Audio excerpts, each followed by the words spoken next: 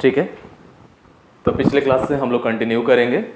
हम लोगों ने देखा था सिंपल लूप जनरेटर। ठीक है, हमारा सब्जेक्ट है डीसी मशीन्स एंड ट्रांसफार्मर्स, और उसके पास फर्स्ट यूनिट में दैट इज डीसी जनरेटर्स, वहाँ हमने सबसे पहले सिंपल लूप जनरेटर को देखा। हालांकि उससे पहले हमने बेसिक्स ऑफ इलेक्ट्रिकल इंजीनियरिंग को हमने कवर किया था। हमने देखा था कि Faraday's laws of electromagnetic induction क्या है। उससे भी पहले हम लोगों ने देखा था relation between electricity and magnetism. ठीक है, तो relation between electricity and magnetism हमने देखा, Faraday's laws of electromagnetic induction को हमने समझा, दोनों लॉज को हमने देखा कि कौन कौन से दो लॉज हैं जो Faraday's laws of electromagnetic induction में आते हैं। उसी से एसोसिएटेड लेंज लॉ का कंसेप्ट आया, तो फिर हमने लेंज लॉ को समझा। Faraday's laws of electromagnetic induction में हमने देखा कि दो तरह का होता है यहाँ पे इलेक्ट्रोमैग्नेटिक इंडक्शन से, किसी भी कॉइल में और सर्किट में ईएमएफ इंड्यूस होता है, वो दो तरह से होता है, एक डायनेमिकली इंड्यूस्ड ईएमएफ, दूसरा स्टैटिकली इंड्यूस्ड ईएमएफ। ठीक है, और इस तरह करते अल्टीमेटली हम लोग सिंपल लूप जनरेटर पे आए, और सिंपल लूप जनरेटर के कंसेप्ट को हमने देखा। और सबसे इंपॉर्टेंट चीज़ जो मैंने आपको स्टार्टिंग में ही बताया था कि दुनिया का कोई भी जनरेटर हो, चाहे वो एसी जनरेटर हो या डीसी जनरेटर हो, उसके कॉइल्स के अंदर, उसके आर्मेचर के अंदर, आर्मेचर के कॉइल्स के अंदर हमेशा एसी ही जनरेट होगा। चाहे वो डीसी जनरेटर क्यों ना हो, उसके आर्मेचर में एसी ही जनरेट होगा, क्योंकि ये नेचुरल प्रोसेस है। ठीक है, और भले ही उसे हमें डीसी जनरेटर की तरह यूज़ करना है, तो वो जो अल्टरनेटिंग साइनसोइडल ईएमएफ इंड्यूस होगा उसको हम रेक्टिफाई करके बाहर निकालेंगे, यूनिडायरेक्शनल करेंगे, उस बाई डायरेक्शनल करंट को यूनिडायरेक्शनल करेंगे। और ये रेक्टिफिकेशन एक्शन एक स्पेशल मैकेनिकल डिवाइस से हम लोग करेंगे जिसको हम लोग कम्यूटेटर कहते हैं। हम लोग देखेंगे आगे चल के कम्यूटेटर है क्या, उसका कंस्ट्रक्शन क्या है और कैसे वो वर्क करता है। लेकिन अभी दिमाग में ये बैठा लेना है कि कोई भी जनरेटर हो, दुनिया का कोई भी जनरेटर हो, उसके आर्मेचर में, उसके आर्मेचर कंडक्टर्स के अंदर अल्टरनेटिंग साइनसोइडल ईएमएफ ही जनरेट होगा। और ये क्यों जनरेट होगा? तो ये इसलिए जनरेट होगा कि ये इनहेरेंट प्रॉपर्टी है। हम लोगों ने देखा है, हम लोग इसके पहले हम लोग देख चुके हैं परमानेंट मैग्नेट्स को रख के, और परमानेंट मैग्नेट के क्रिएट किए हुए होमोजेनस मैग्नेटिक फील्ड के अंदर हमने एक रेक्टेंगुलर कॉइल को, सिंगल टर्न कॉइल को, जिसको हम लोग सिंपल लूप जनरेटर कहते हैं, उसको हमने रोटेट करा के यूनिफॉर्म एंगुलर वेलोसिटी ओमेगा से रोटेट करा के हमने देखा है। और हर बार हमें क्या मिला है? हर बार हमने देखा है कि जो ईएमएफ इंड्यूस हो रहा है ना, वो अल्टरनेटिंग साइनसोइडल ईएमएफ ही है। ठीक है, हमने इसको कई तरह से देखा है, कई तरह से हमने वेरीफाई किया है। हमने इलेक्ट्रिकल इंजीनियरिंग के कंसेप्ट से के हिसाब से देखा है, तो वहाँ भी हमें देखा है कि वहाँ अल्टरनेटिंग साइनसोइडल ईएमएफ ही जनरेट हो रहा है। हमने मैथमेटिकली कैलकुलेशन के बेसिस पे देखा है, तो वहाँ भी अभी हमें साइन वेव का इक्वेशन मिलता है, वहाँ भी हमने देखा कि अल्टरनेटिंग साइनसोइडल ईएमएफ ही जनरेट होता है। फिर हमने ग्राफिकली भी देखा है, प्रोजेक्शंस को लेके और प्रोजेक्शंस को मैच करके, हॉरिजॉन्टल प्रोजेक्शंस को वर्टिकल प्रोजेक्शन से मैच करके, वहाँ भी हमें जो ग्राफ मिलता है, जो वेब फॉर्म मिलता है, वो एसी का ही एसी साइन वेव ही मिलता है, यानी अल्टरनेटिंग साइनसोइडल ही मिलता है। ठीक है, तो ये कई तरह से हमने उसको वेरीफाई किया है। लेकिन ये हमने वेरीफाई किया है, हमेशा ध्यान में रखना है कि ये इनहेरेंट प्रॉपर्टी है, एक नेचुरल प्रॉपर्टी है। जब भी किसी रोटेटिंग मशीन को सर्कुलर एनिमेशन में हम घुमाते हैं, हमेशा ध्यान में रखना, एक सवाल मन में उठता होगा ना, जैसे मैंने हमेशा आपको कहा कि दुनिया का कोई भी जनरेटर हो, उसके अंदर अल्टरनेटिंग साइनसोइडल ईएमएफ जनरेट हो रहा है। ठीक है, मैंने आपको ये फैक्ट कहा, और इस फैक्ट को हमने कई तरह से वेरीफाई किया। हमने इलेक्ट्रिकल इंजीनियरिंग के कंसेप्ट के हिसाब से वेरीफाई किया, हमने मैथमेटिक्स के हिसाब से वेरीफाई किया, हमने ग्राफिक्स के हिसाब से वेरीफाई किया। तीनों समय हमने देखा कि सेम रिजल्ट मिल रहा है हमें, हर बार एसी साइनसोइडल ईएमएफ ही हमें मिल रहा है। ठीक है, तो एक फैक्ट को हमने जाना, हमने वेरीफाई किया तीन तरीके से। लेकिन अल्टीमेटली आपको ये तो आपके मन में सवाल उठना चाहिए ना कि आखिर रीजन क्या है कि अल्टरनेटिंग साइनसोइडल ईएमएफ जनरेट होता है? कुछ रीजन भी तो होना चाहिए ना। वाई? देखो, होता क्या है ना कि एज एन इंजीनियर जहां भी आपको जॉब करना पड़ेगा, you have to be very much creative. आपके पास, आपके दिमाग में आइडियाज जनरेट होने चाहिए। आपने जो कंसेप्ट सीखा, आपने जो साइंस के लॉज को सीखा, आपने इंजीनियरिंग के लॉज को सीखा, आपने जो रूल्स को सीखा, उनका प्रैक्टिकल एप्लीकेशन हर वक्त आपको अपने फील्ड में करना होगा, तभी आप सबसे बेहतर इंजीनियर बन पाएंगे। तो आपके माइंड को क्रिएटिव होना होगा, चीज़ों को देखना होगा, उन्हें एनालाइज करने की क्षमता विकसित करनी होगी, उनसे कंक्लूजन निकालने का अपने में जज्बा बनाना होगा। कैसे हम चीज़ों को समझते हैं, कैसे इंटरप्रेट करते हैं, कैसे उनकी व्याख्या करते हैं, कैसे उनसे कंक्लूजन निकालते हैं, कैसे उनसे कोई रिजल्ट निकाल सकते हैं, और कैसे अपने लाइफ में कहीं ना कहीं ह्यूमैनिटी को बेटर बनाने के लिए हम उसको यूज़ कर सकते हैं। That is engineering. You have to be creative, you have to generate ideas. सोचो, हमेशा अपने सोचने की क्षमता बढ़ाओ। मैं तो बताऊंगा ही, लेकिन मैं आपको सोचने के लिए कहता हूं, आपसे जवाब पूछता हूं, इसीलिए कि आपके सोचने की क्षमता विकसित हो, आपकी क्रिएटिविटी डेवलप हो। ठीक है? Yes, anyone try? ओके, देखो अब तक जो भी हमने देखा था ना, तो आपको पता है कि एज पर Faraday's laws of electromagnetic induction, at least हमें अगर इलेक्ट्रिकल एनर्जी को जनरेट करना है with the help of magnetic field, तो कम से कम दो चीजें चाहिए, दो बेसिक थिंग्स। कौन कौन से थे वो? तो कोई सोर्स ऑफ मैग्नेटिज्म आपको चाहिए, यानी कोई मैग्नेटिक फील्ड या मैग्नेटिक फ्लक्स चाहिए, और कंडक्टर चाहिए या सेट ऑफ कंडक्टर्स चाहिए जिनको उस मैग्नेटिक फील्ड के अंदर हम मूव करा सके या रोटेट करा सके, सो दैट की rate of change of flux linkage develop हो उन कंडक्टर्स के अंदर, उन कॉइल्स के अंदर। और Faraday's laws of electromagnetic induction के वजह से हमें पता है कि जब भी, जहां भी, जिस कॉइल के अंदर अगर rate of change of flux linkage हो रहा है, तो एज पर Faraday's laws of electromagnetic induction वहां ईएमएफ इंड्यूस होगा।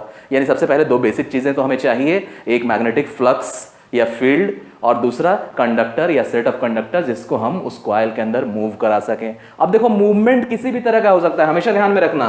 जैसे suppose that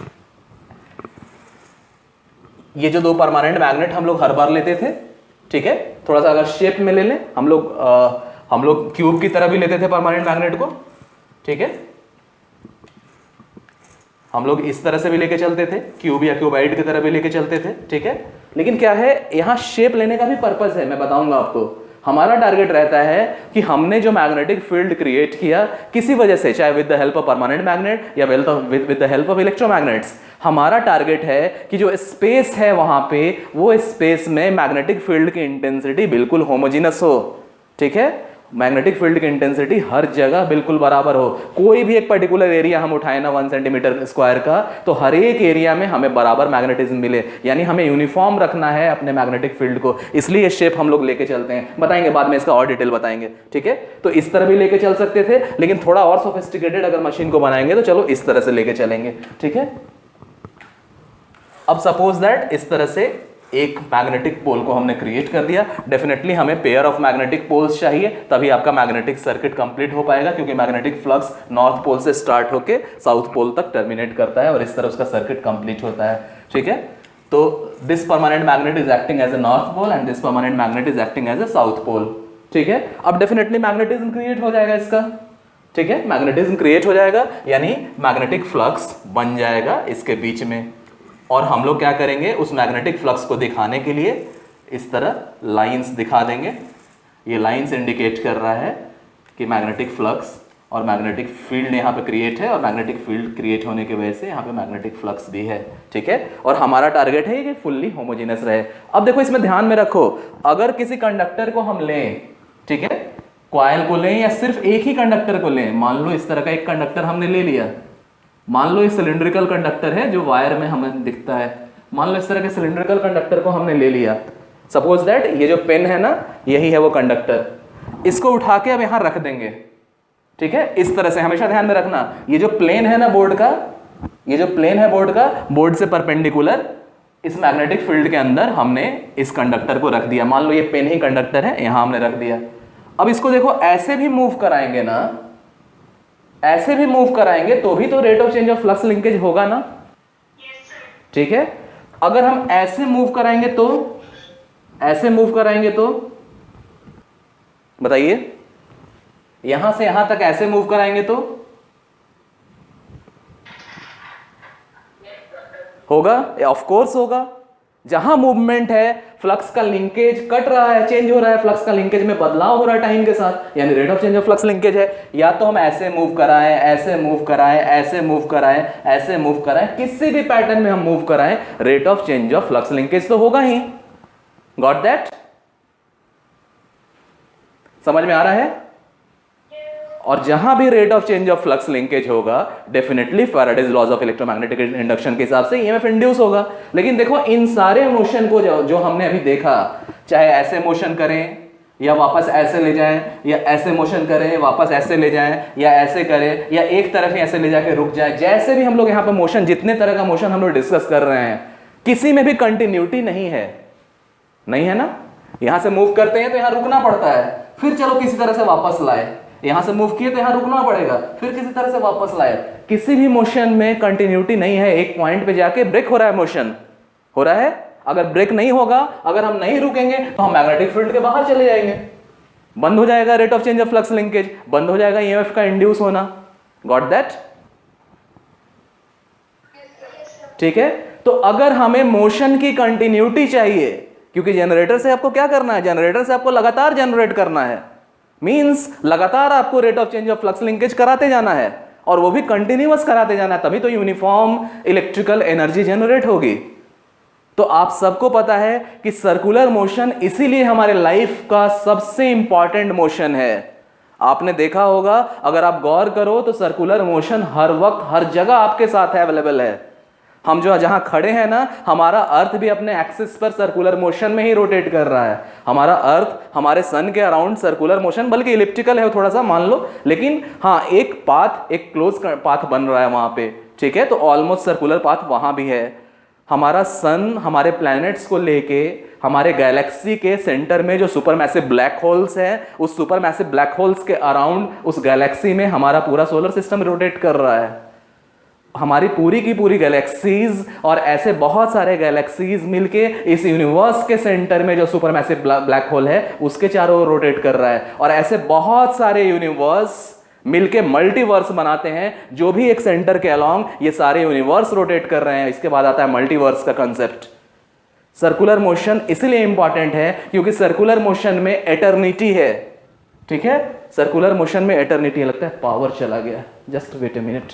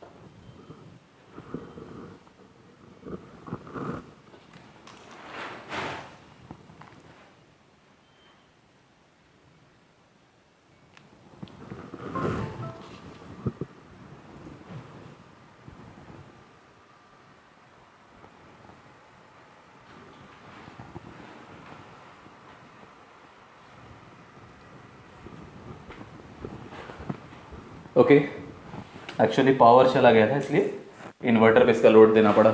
okay, getting my voice, मेरी आवाज आ रही है? ओके,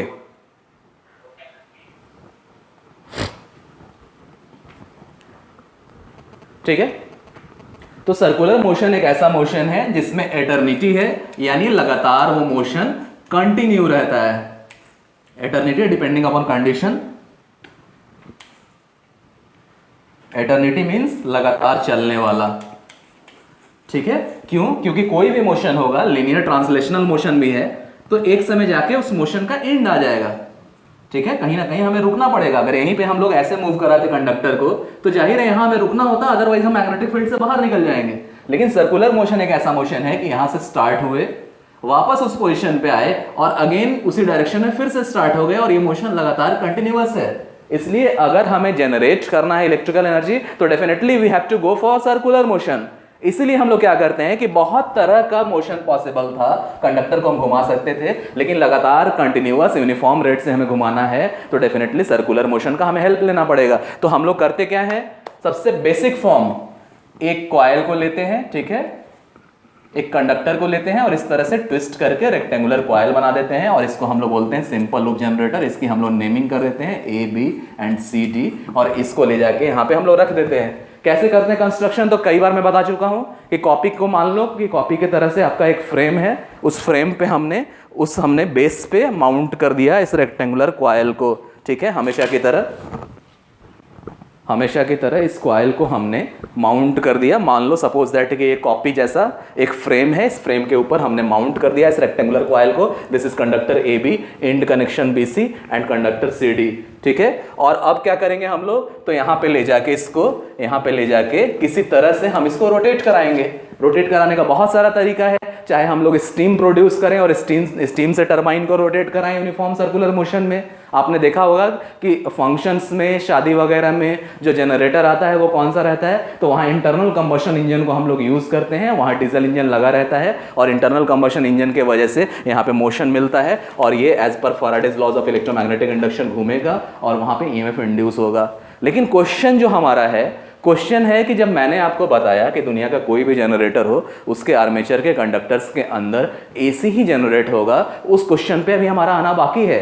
ठीक है, उस क्वेश्चन पे पहुंचने के लिए ही हम ये सब बातें हम लोग डिस्कस करके चल रहे हैं, क्योंकि यही उस क्वेश्चन का आंसर बनने वाला है जो अभी हम डिस्कस कर रहे हैं। ठीक है, तो आपको अभी तक क्या समझ में आ गया कि बहुत सारा मोशन पॉसिबल है जिससे हम लोग ईएमएफ जनरेट कर सकते हैं, चाहे वो लीनियर ट्रांसलेशनल मोशन हो, जिगजैग मोशन हो, किसी तरह का मोशन करके हम ईएमएफ जनरेट कर सकते हैं। लेकिन किसी में भी कंटिन्यूटी नहीं है, एटर्निटी नहीं है। हमें चाहिए एटर्निटी, क्योंकि हमें लगातार एक यूनिफॉर्म रेट से बराबर ईएमएफ जनरेट करने की कोशिश करनी है। तो बचा कौन सा मोशन जिसमें एटर्निटी है, कंटिन्यूटी है? कौन सा मोशन बचा? Circular motion. ठीक है, तो सर्कुलर मोशन एक बेस्ट पॉसिबल मोशन है जिसमें कंटिन्यूअसली यूनिफॉर्म रेट से हम कॉइल को रोटेट करा सकते हैं और रेट ऑफ चेंज ऑफ जो आपका EMF, rate of change of flux linkage होगा उससे ईएमएफ इंड्यूस होगा। ठीक है, तो यहाँ सर्कुलर मोशन हम लोग कराएंगे। सर्कुलर मोशन कराएंगे तो उसमें हमारा टारगेट क्या रहेगा? दो चीज़ों को हमें यूनिफॉर्म रखना होगा। कौन कौन सी दो चीज़ें? तो पहला, इस मैग्नेटिक फ्लक्स का डिस्ट्रीब्यूशन इस स्पेस में बिल्कुल होमोजेनस होना चाहिए। दूसरा, हम इसे रोटेट कराएंगे इस कॉइल को, ये भी यूनिफॉर्म रेट से रोटेट करे, यानी इसकी angular velocity omega should be constant. And what is the mathematical formula of omega relating to theta and time? This is equal to, omega is equal to theta upon t।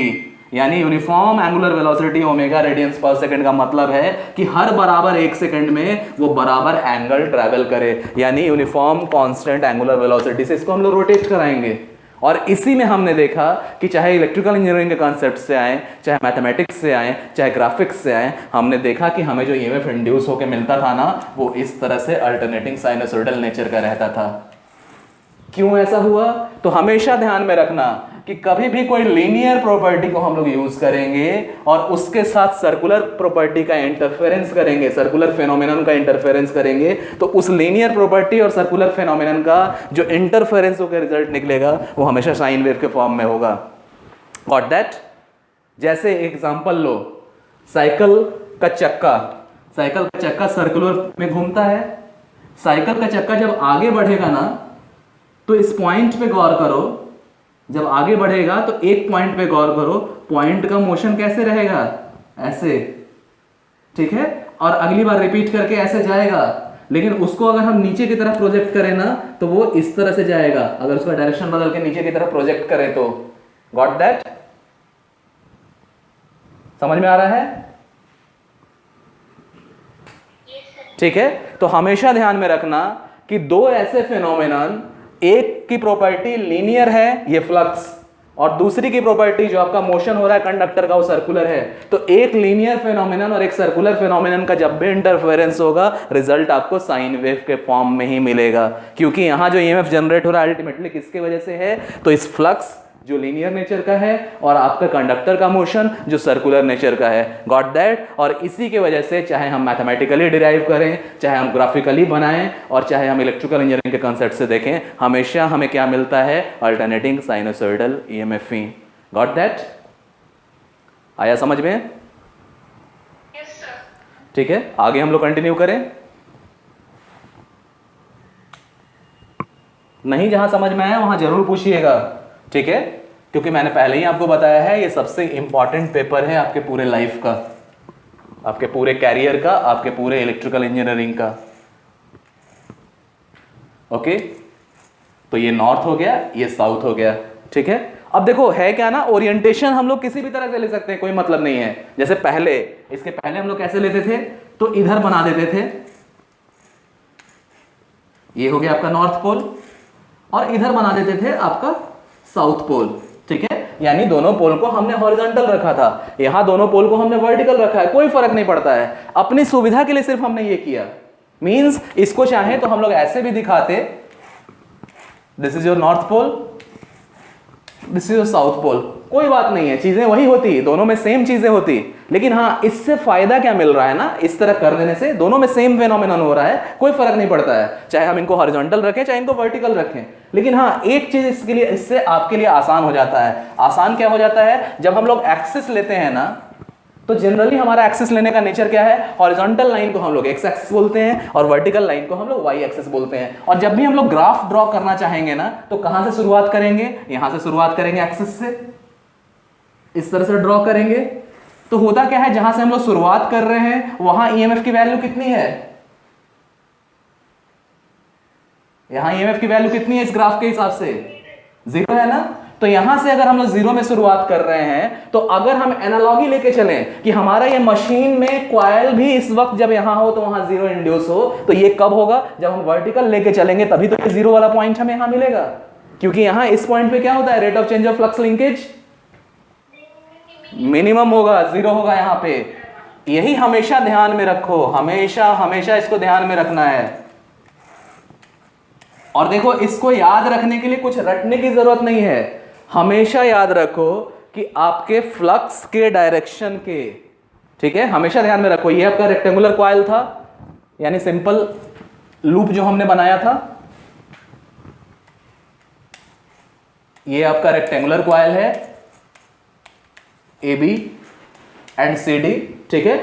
ये rectangular coil को, ये A B conductor है, हमेशा मैंने कहा है spiral winding से पहचानना आसान हो जाएगा कौन सा ए बी है कौन सा सी डी है। तो मान लो ये ए बी कंडक्टर है, जब हमने यहां पे रखा, अब देखो मूव करा रहे हैं, तो बहुत ज्यादा मूव करने के बाद भी हमारा कंडक्टर ए बी इसी फ्लक्स से लगा हुआ है। ये जो लाइन ऑफ फ्लक्स है ना, ये जो लाइन ऑफ फ्लक्स, बहुत ज्यादा मूव करने के बाद भी, इतना मूव करने के बाद, सपोज दैट हम इतना मूव करा रहे हैं, इस पर्टिकुलर एंगल पर मूव करा रहे हैं, इतना मूव करने के बाद भी हमारा कंडक्टर इसी फ्लक्स से लिंक है। Means rate of change of flux linkage 0, rate of change of flux linkage almost 0। Got that? Yes, sir. Yes. ठीक है।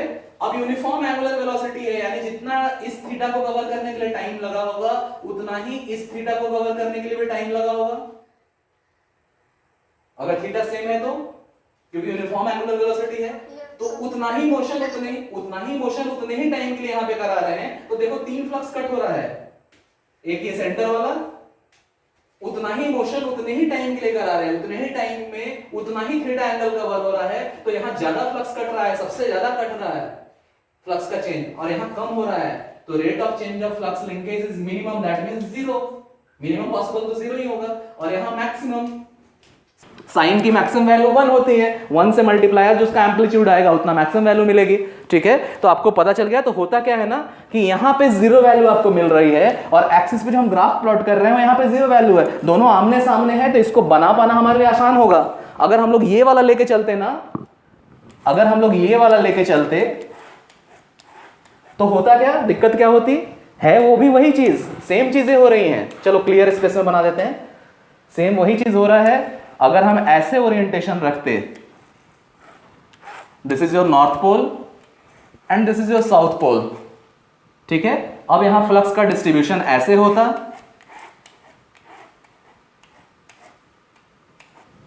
यहां पे क्या होता, जब हम ग्राफ प्लॉट करते हैं ना, तो ग्राफ तो हमेशा हम लोग ऐसा लेते हैं, हॉरिजॉन्टल एक्सिस पे एक्स रखते हैं। ग्राफ पे क्या होगा, आपका 0 यहां पे है, 0 आपका यहां पे है, लेकिन यहां क्या होगा, यहां कॉइल को यहां रखेंगे तो यहां मैक्सिमम ईएमएफ इंड्यूस वाला पॉइंट मिल रहा है। मिनिमम वाला पॉइंट कब मिल रहा है, यहां पे। तो हम लोग मैच करके एक तरह से नहीं दिखा पाएंगे, क्यों, क्योंकि यहां पर मैक्सिमम वाला पॉइंट मिल रहा है। Got that? तो चीजें वही है, लेकिन आपके कन्वीनियंस के लिए हमेशा हम अपना कन्वीनियंस और सिंप्लिसिटी लेके चलते हैं। तो हमारा कन्वीनियंस कब होगा, जब यहां 0 हमें प्लॉट करना है और यहां भी हमें इस जनरेटर, सिंपल लूप जनरेटर के अंदर 0 वाला पॉइंट मिले। तो बेटर है क्या, कौन सा लेना, कौन सा अडॉप्ट करना बेटर है?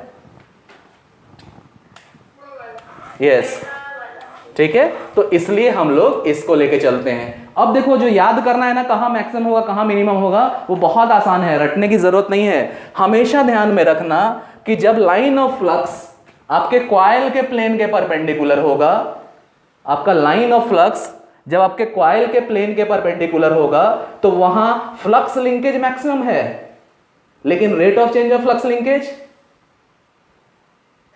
मिनिमम है। और फ्लक्स लिंकेज मैक्सिमम तो होना भी चाहिए, क्योंकि देखो ऐसे रख रहे हैं, मान लो इसकी गिनती कर लें हम लोग लाइन ऑफ फ्लक्स की। लाइन ऑफ फ्लक्स एक्चुअल में तो होता नहीं, हम लोग दिखाने के लिए करते हैं, ठीक है, कि समझ में आया कि हाँ यहाँ पे मैग्नेटिक फील्ड का लाइंस ऐसे गया है। तो मान लो अगर हम लोग गिनती कर लें, चलो इसका नंबर गिन लेते हैं, 1 2 3 4 5 6 7, मान लो 7 लाइन ऑफ फ्लक्स ही है, एज्यूम कर लो ऐसा। अब देखो तो यहां इस तरह के पोजीशन में हम लोग रख रहे हैं, तो कितना फ्लक्स है, 2 वाला है, मतलब 1 2 3 4 5 फ्लक्स लिंक हो जा रहा है। बाकी किसी भी केस में घुमा लो, देखो कितना फ्लक्स लिंक हो रहा है, किसी भी केस में घुमा लो, यहां एक ही फ्लक्स लिंक हो रहा है, यहां 3 लिंक हो रहा है, किसी भी केस में हम लोग घुमा के रखेंगे इसको, हर बार कम लिंक हो रहा है। मैक्सिमम कब फ्लक्स का लिंक होना पॉसिबल है, इसी पोजीशन में, या तो इस पोजीशन में या तो इस पोजीशन में। और जहां मैक्सिमम फ्लक्स लिंक करेगा वहां rate of change of flux linkage minimum होता है, क्योंकि हम लोग देख चुके हैं यहां पे मिनिमम हो रहा है, ठीक है। और जब कॉइल के प्लेन से लाइन ऑफ फ्लक्स पैरेलल होगा उस वक्त फ्लक्स लिंकेज मिनिमम होगा इस कॉइल से, लेकिन rate of change of flux linkage maximum होगा। Got that? तो हमने अल्टीमेटली क्या किया, हमने इस तरह से देखा सिंपल लूप जनरेटर में, ठीक है, हमने कॉइल को रोटेट करके देखा यूनिफॉर्म एंगुलर वेलोसिटी से। सबसे पहले हमने मैथमेटिकली एनालाइज किया, कैसे, तो हमने एज्यूम कर लिया कि कॉइल घूम के इस पोजीशन पे पहुंच चुका है, क्योंकि हमें जनरल एक्सप्रेशन लेना है। जैसे हम लोग बोलते हैं ना साइन थीटा, सपोज दैट हमने कह दिया y is equal to sine theta, means अब ये जनरल इक्वेशन बन गया। थीटा की कोई भी वैल्यू पुट करेंगे हमें उस थीटा की वैल्यू के करस्पॉन्डिंग हमें y की वैल्यू मिलेगी, 0 से लेके 90 डिग्री तक या 180 डिग्री तक या फर्दर, और कोई भी वैल्यू पुट करके हम लोग देख सकते हैं, जनरल एक्सप्रेशन है। हमें ईएमएफ इंड्यूस का भी जनरल एक्सप्रेशन अगर निकालना होगा, ये हम लोग कर चुके हैं पिछली बार कैलकुलेट। तो हम लोग देखते थे कि मान लो एज्यूम हमने कर लिया कि थीटा एंगल से कॉइल रोटेट किया है, तो इस वक्त कितना फ्लक्स होगा यहाँ पे, कैसे हम लोग करते थे, कितना फ्लक्स इस समय होगा, इस कॉइल से लिंक कर रहा होगा कितना फ्लक्स,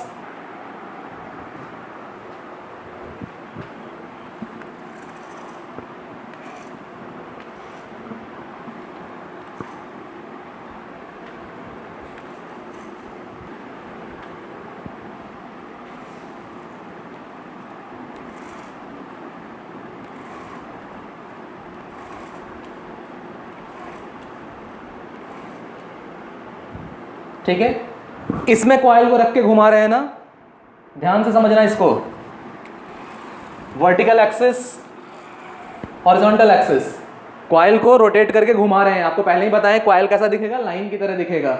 तो जिस वक्त यहां है, इसको समझने के लिए मैंने आपको पहले ही बताया है, कॉइल जब ऐसे है तो फ्लक्स लिंकेज कितना, कॉइल का प्लेन जब हॉरिजॉन्टल है मैक्सिमम है ना फ्लक्स लिंकेज, ठीक है। तो चलो इसको हम लोग अलग दिखाते हैं। पहले मान लो ये जो आपका कॉइल है ना, रेक्टेंगुलर कॉइल, इसका अलग ड्राइंग बना रहे हैं। इस वक्त ये हॉरिजॉन्टल है, ये आपका कॉइल हॉरिजॉन्टल है, यहाँ AB कंडक्टर और यहाँ CD कंडक्टर एक पॉइंट की तरह आपको दिख रहा है। इस वक्त इसका एरिया वेक्टर किधर होगा, एरिया वेक्टर मैंने बताया है ना, ये जो एरिया है प्लेन, इस प्लेन के परपेंडिकुलर एक वेक्टर होता है जिसका मैग्नीट्यूड उस एरिया के बराबर होता है, जिसको हम लोग एरिया वेक्टर बोलते हैं। कहां होगा इसका एरिया वेक्टर, एरिया वेक्टर हमेशा नॉर्मल होता है, यानी परपेंडिकुलर होता है। इधर भी ले सकते हैं परपेंडिकुलर, इधर भी ले सकते हैं परपेंडिकुलर, ठीक है। तो इसका एरिया वेक्टर कहां होगा, इस कॉइल का यहां होगा नॉर्मल डायरेक्शन में, ठीक है। अब फ्लक्स, लाइन ऑफ फ्लक्स का डायरेक्शन क्या है, अब देखो यहां पे क्या है, इसको ध्यान से समझो। हम लोग जो बोलते थे ना कि फ्लक्स लिंकेज मैक्सिमम कब है, तो जब कॉइल का प्लेन फ्लक्स के एग्जैक्टली परपेंडिकुलर होगा, फ्लक्स लिंकेज मैक्सिमम है, लेकिन rate of change of flux linkage minimum है।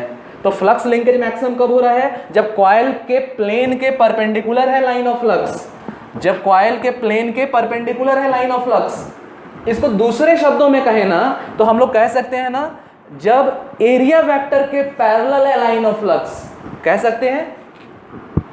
दोनों सेम चीज है, बस वर्ड्स हमारे अलग अलग हैं, रिप्रेजेंट करने का तरीका अलग अलग है। आ रहा है समझ में? हम लोग कहते थे ना यहाँ पे कि जब कॉइल का प्लेन फ्लक्स के परपेंडिकुलर हो तो फ्लक्स लिंकेज मैक्सिमम होगा, भले ही rate of change of flux linkage minimum हो, यहाँ rate of change of flux linkage को थोड़ी देर के लिए भूल जाओ। जैसे ही हम लोग कहेंगे कि कॉइल का प्लेन फ्लक्स के लाइन से परपेंडिकुलर है, फ्लक्स लिंकेज मैक्सिमम है इस कॉइल से, यहाँ भी वही चीज है, कॉइल का प्लेन लाइन ऑफ फ्लक्स के परपेंडिकुलर है, फ्लक्स लिंकेज मैक्सिमम है इस कॉइल से।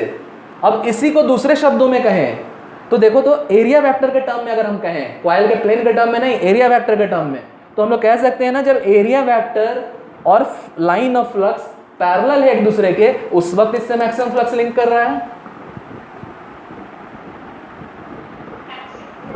कह सकते हैं। यानी जब line of flux area vector के अलोंग हो, जब line of flux area vector के अलोंग हो, एरिया वेक्टर की तरफ ही हो, तब फ्लक्स लिंकेज मैक्सिमम होगा। ठीक है, अब इस मैक्सिमम फ्लक्स का नाम दे देते हैं हम, फ्लक्स को फाई से इंडिकेट करते हैं, और ये मैक्सिमम है इसलिए एम सबस्क्रिप्ट लगा दिए। अब देखो कॉइल रोटेट करेगा, कॉइल रोटेट करके मान लो इस पोजीशन में आ गया, कॉइल रोटेट करके इस पोजीशन में आ गया। क्यों? क्योंकि हमें जनरलाइज्ड इक्वेशन निकालना है, इसलिए हम लोग कर रहे हैं ऐसा। मान लो कोई भी एंगल थीटा से रोटेट किया हो, ठीक है, तो कोई भी एंगल से अगर कॉइल रोटेट करेगा, ये कॉइल जब यहां पहुंच गया हॉरिजॉन्टल पोजीशन से थीटा एंगल पे आ गया, तो ये कितना रोटेट करेगा? नॉर्मल एरिया वेक्टर थीटा से ही करेगा ना, क्योंकि हर वक्त उसे परपेंडिकुलर रहना है, हर वक्त उसे कॉइल के प्लेन से परपेंडिकुलर रहना है, यानी ये भी थीटा से रोटेट कर गया। अब देखो होता क्या था ना, इस वक्त अगर आपसे कोई कहे इस वक्त इस कॉइल से कितना फ्लक्स लिंक किया, तो हम लोग जान रहे हैं ना कि मैक्सिमम फ्लक्स कब लिंक करता था? जब एरिया वेक्टर के अलोंग ही फ्लक्स रहता था। इधर रोटेट कर गया तो हम क्या करेंगे, फ्लक्स का कंपोनेंट इसके अलोंग निकाल देंगे, एरिया वेक्टर के अलोंग, तो इस वक्त कितना फ्लक्स लिंक हो रहा है आपको मिल जाएगा। फ्लक्स का कंपोनेंट एरिया वेक्टर के अलोंग निकाल देंगे तो हमें इस वक्त इससे कितना फ्लक्स लिंक कर रहा है मिल जाएगा, मिलेगा ना। तो ये ग्रीन वाला जो फ्लक्स है ना, ये ग्रीन वाला जो फ्लक्स है, कितना एंगल बन रहा है उससे एरिया वेक्टर का? Yes, theta. तो आपको करना क्या है, इस फ्लक्स का कंपोनेंट इस नए वाले यहां शिफ्ट करने के बाद, अब एरिया वेक्टर यहां है, इस फ्लक्स का कंपोनेंट इस एरिया वेक्टर के अलावा निकाल देना है, तो इस वक्त इस कॉइल से कितना फ्लक्स लिंक हुआ है ये आपको मिल जाएगा। कितना होगा वो कंपोनेंट, कितना है? Yes, phi. अब फाई फ्लक्स लिंक कर रहा है इस कॉइल से, और वो फाई कितना है? Phi M cos theta.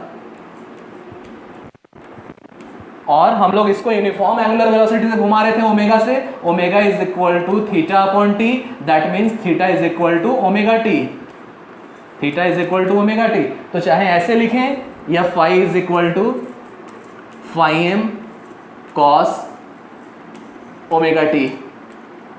अब समझ में आया? तो क्यों साइन बोल रहे थे इसको बाकी लोग इसको साइन क्यों बोल रहे थे? साइन तो अब आएगा जब हमें ईएमएफ का इक्वेशन साइन मिलेगा, फ्लक्स का इक्वेशन साइन वेव नहीं मिलेगा। मैंने क्या कहा था, दुनिया का कोई भी जनरेटर हो, उसके आर्मेचर के कंडक्टर के अंदर अल्टरनेटिंग साइनसोइडल ईएमएफ जनरेट होगा, तो हमें ईएमएफ साइन के फॉर्म में मिलेगा ना, फ्लक्स थोड़े ही। वो तो अब आएगा ना। हमने फ्लक्स निकाल लिया, अब ये क्या हो रहा है, कॉइल रोटेट कर रहा है, rate of change of flux linkage हो रहा है। हमने किसी भी पोजीशन का निकाल दिया, हमने जनरल एक्सप्रेशन निकाल दिया। अब इसमें थीटा की कोई भी वैल्यू दो, मान लो जब इतना घुमा है, थीटा 30 डिग्री है, उसकी वैल्यू डालेंगे, वहां पे फ्लक्स मिल जाएगा। 90 डिग्री घुमा, वहां पे फ्लक्स मिल जाएगा। इतना घुमा, 120 डिग्री घुमा, वहां पे मिल जाएगा। जनरल एक्सप्रेशन मिल गया, किसी भी मोमेंट का हम लोग निकाल सकते हैं। अब आपको पता है फ्लक्स आपको मिल गया, और आपको पता है Faraday's laws of electromagnetic induction के हिसाब से इंड्यूस्ड ईएमएफ जो होता है वो कितना होता है, -n d∅dt। ठीक है, फ्लक्स आपको मिल चुका है, फ्लक्स का एक्सप्रेशन टाइम के टर्म में भी मिल चुका है। अब इसको ले जाके यहां पुट कर देंगे, फ्लक्स की वैल्यू कितना मिलेगा,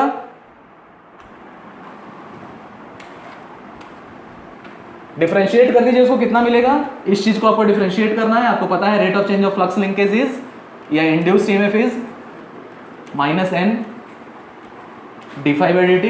फाई की वैल्यू पुट कर देंगे, minus N D phi M cos omega T dt. Now differentiate it, कितना मिलेगा?